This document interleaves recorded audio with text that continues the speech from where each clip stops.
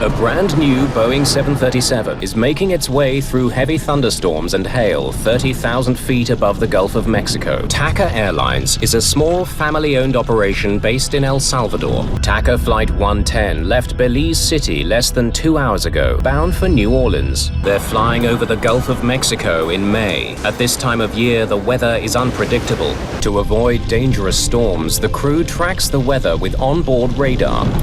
But the technology has limitations.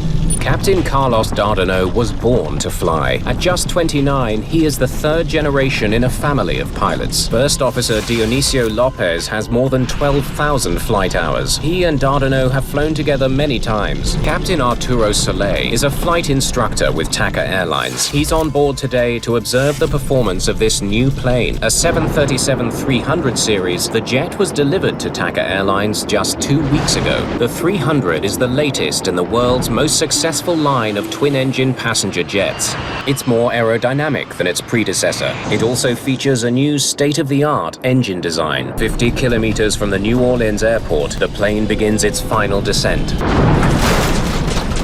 Less than 17,000 feet from the ground, the flight becomes all the more terrifying. The plane has enough speed to glide, but not for long. It will rapidly lose altitude as it does. No power also means no electricity for all of the onboard systems. In the New Orleans control tower, Flight 110 disappears from radar. Without power, communication with the plane is now impossible. In less than a minute, the 737 drops almost 1,000 feet. It continues to fall. And without power, there is no way to restart the engines. The altimeter and attitude indicator have backup battery power. Nothing else is working. The APU, or Auxiliary Power Unit, is a backup generator that provides emergency power to vital systems. But starting it takes time, and with each passing second, TACA Flight 110 falls closer and closer to the water below. Without power to the engines, the state-of-the-art jetliner has become a 43-ton glider. The APU is now providing emergency power to the plane's systems, but the engines are still not running. To fire up the powerful turbofan engines, the crew must follow the procedure for a complete engine restart. The APU can generate the power to restart the engines, but it takes time. The controller knows he needs to get the plane on the ground as soon as possible, even if it means sending it to another airport. Flight 110 is still 32 kilometers from New Orleans. The stricken plane has a better chance of landing at a US naval base 27 kilometers away, but the plane will not make it to any airport unless the crew gets the engine started. Only 5,000 feet from the ground, the left engine ignites.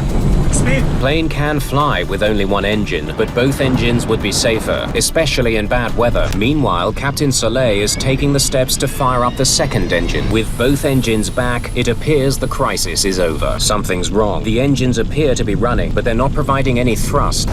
Then the gauges show that the engines are overheating. They're burning up from the inside. The risk of a catastrophic engine fire now leaves Dardano no choice. He must do something no pilot would ever want to do: shut down both engines for good.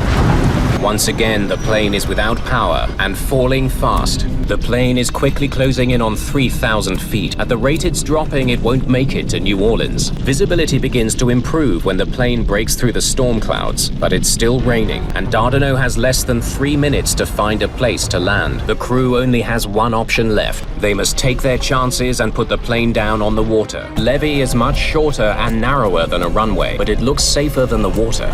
They will have to act fast to get there. Passengers only have seconds to prepare. To have any hope of landing on the levee, he needs to make a sudden and dramatic course correction. It's a move meant for small planes and gliders, not a 43-ton Boeing 737, but it's a risk he has to take. Only 700 feet separate the plane from the ground. Without engines, the pilots have no thrust reversers to slow the plane when it touches down. Dardano has an additional challenge. With only one eye, he's unable to gauge depth as he speeds towards the narrow, rain-soaked strip of grass. There's a high cement wall in front of the levee, and a steep embankment on the left. There may not be enough room to land.